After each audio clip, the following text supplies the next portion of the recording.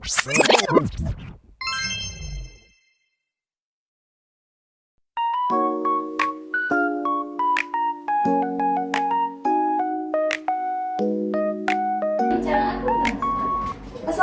warahmatullahi wabarakatuh. Halo rekan akuntansi, selamat datang di podcast Bincang Akuntansi bersama saya Dinda Sani Yudianti dan juga rekan saya Kana Shaina yang akan menemani kalian dalam beberapa waktu ke depan. Oke, podcast kali ini kita itu akan membahas tentang mempertimbangkan risiko kecurangan dalam audit. Jadi hari ini kita nggak berdua aja nih, betul kita banget. ngajak beberapa narasumber. Oke, buat para narasumber boleh diperkenalkan diri masing-masing. Oke, aku Salsa Dilanggurini. Halo, aku Nurul Jano. Aku Zahra Tenggusan Rahman. Aku Hana Rosa. Oke, karena kita udah kenalan dan kita udah bincang-bincang sebelumnya, kalau gitu kita langsung saja ya. Aku mau nanya nih, karena topik kita kan tentang pengauditan ya.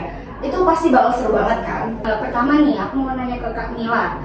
Kecurangan tuh pasti jenisnya ada banyak kan?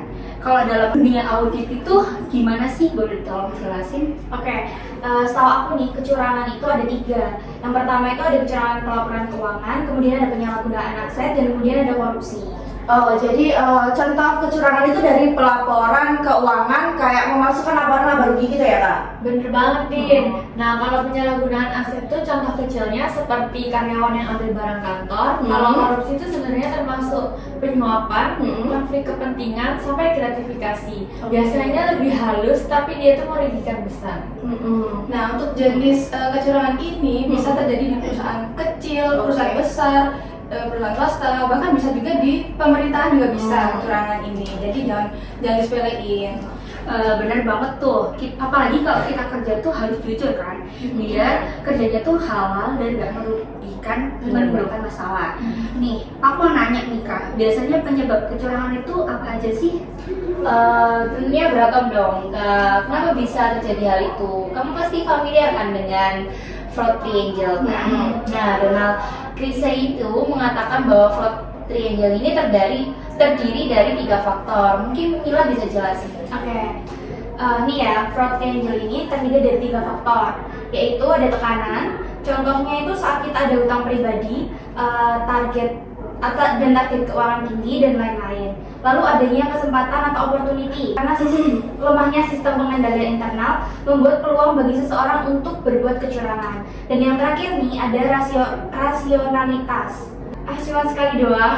Aku di sini juga kerja keras kok. Nah, itu disebut pembenaran mental karena merasa aksinya tersebut dibenarkan. Oke, berarti ngeri banget ya Kak. Kalau 3 konsep ini lengkap dan dilakuin semua, itu pasti potensi untuk melakukan kecurangannya itu makin besar. Bener banget, Din. Nah, tapi kita sebagai auditor ya, kita tuh nggak boleh asal tuduh. Jadi harus secara sistematis terlebih dahulu. Nah, itu gimana sih caranya, Zah? Jadi caranya itu yang pertama itu wawancara manajemen, kemudian yang kedua itu analisis tren dan hubungan yang janggal di laporan keuangan, terus yang ketiga itu evaluasi kontrol internal, dan yang terakhir itu diskusi tim audit buat tukar pandangan. Oke. Oh ya, aku pernah baca di ISR atau International Standard on Auditing. Kalau ISR 240 itu mewajibkan auditor untuk mempertimbangkan resiko kecurangan sepanjang proses audit. Jadi bukan hanya di awal aja. Iya sih, karena kan biasanya kalau di area berisiko tinggi itu seperti pengakuan pendapatan, terus ada transaksi dengan pihak berrelasi, terus juga harus diperiksa yang lebih mendalam gitu, benar nggak? Wah, kalian udah paham nih. Bener yang kamu bilang. Tepatnya adalah seorang auditor juga harus skeptis secara profesional. Artinya selalu waspada tapi tetap objektif. Oke, aku udah mulai paham nih. Jadi makin seru aja pembahasannya. Terus jika kalau ada terdeteksi kecurangan, berarti harus ada respon dari auditor tersebut dong.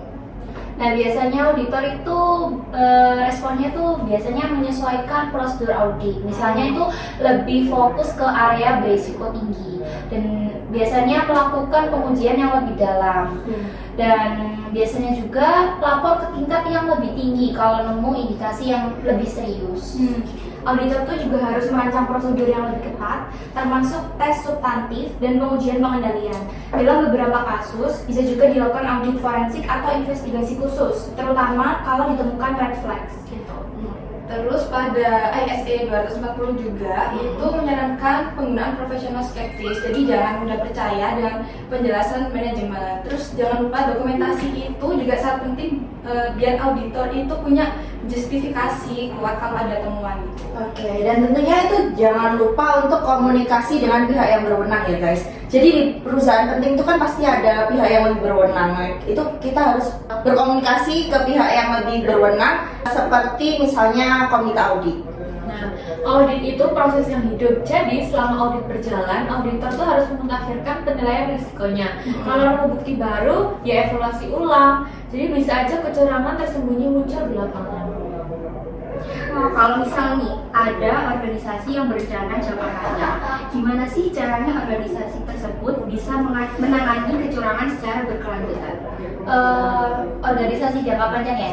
Organisasi itu harus punya kebijakan fraud risk management yang mutakhir, termasuk pelatihan berkala untuk karyawan, sistem pelaporan rahasia atau whistleblower system, dan evaluasi kontrol internal. Dan yang paling penting itu budaya etika harus ditanamkan. Kalau budaya perusahaan permisif, kontrol sekuat apapun tetap bisa ditembus. Jadi percuma. Oke, aku mau masuk ke segmen area kecurangan spesifik. Nah, aku mau tahu dong area-area kecurangan yang spesifik dan sering terjadi itu seperti apa ya?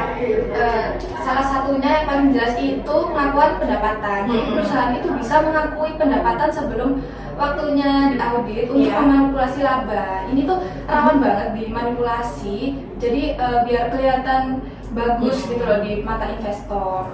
Bener tuh. Terus persediaan biasanya juga dimanipulasi jumlah dan nilainya. Estimasi akuntansi, misalnya penyisihan piutang, gampang banget tuh dimainin angkanya. Transaksi dengan pihak berelasi juga suka disembunyikan dan rawan benturan kepentingan. Jadi buat auditor tuh area ini harus diperhatikan secara ekstra ya. Karena aku pernah dengar nih banyak kasus kayak misalnya Enron atau Worldcon bermula tuh dari sini. Bener Mai. Oh iya, satu lagi, di era digital sekarang jangan lupakan cyber fraud. Contohnya phishing terhadap data keuangan atau rekayasa sosial. Nah, menurut Deloitte, fraud berbasis IT ini adalah ancaman baru yang makin meningkat, terutama setelah adopsi sistem ERP atau cloud. Berarti di masa sekarang tuh banyak banget ya Kak ternyata tantangan-tantangannya auditor itu. Nah, karena kecurangan dari pihak tertentu pasti kan selalu ada. Dan namanya manusia, segala cara tuh bakal dilakukan biar dirinya itu untung, sedia kalau dilihat. Benar banget Din. Jadi zaman sekarang itu segala upaya kecurangan juga akan dihalalkan. Makanya sebagai auditor pasti banyak musuhnya karena pelakunya merasa terancam gitu. Mirip ya. Nah, buat kamu yang baru mau masuk dunia audit, ini tuh bagian penting banget soalnya auditor itu kayak detektif, harus peka sama tanda-tanda kecurangan loh. Dan ya nggak semua yang kelihatan rapi itu jujur. Oke, mungkin ini udah di akhir podcast kita. Jadi kesimpulannya tuh jadi auditor itu nggak sekedar untuk cek angka, tapi juga harus punya insting detektif. Betul banget. Hari ini tuh materinya cukup padat dan sangat mendebarkan ya. Mungkin bagiku penjelasan dari materi tersebut yang dari para narasumber itu udah cukup bagus dan jelas tuh. Dan sebenarnya materi pengauditan ini cukup bikin kita sebagai mahasiswa itu pusing karena bingung sama pengauditan. Tapi kalau kita udah paham itu pasti seru kok. Tuh guys, dengerin. Makasih banget ya udah bersedia hadir di hari ini.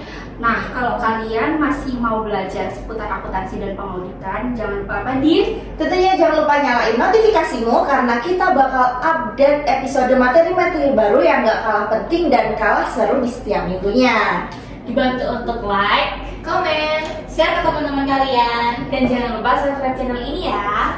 Thanks for watching guys. See you on the next episode. Menjaga transparansi, menguatkan accountability. Sekian untuk hari ini, kami pamit undur diri. Wassalamualaikum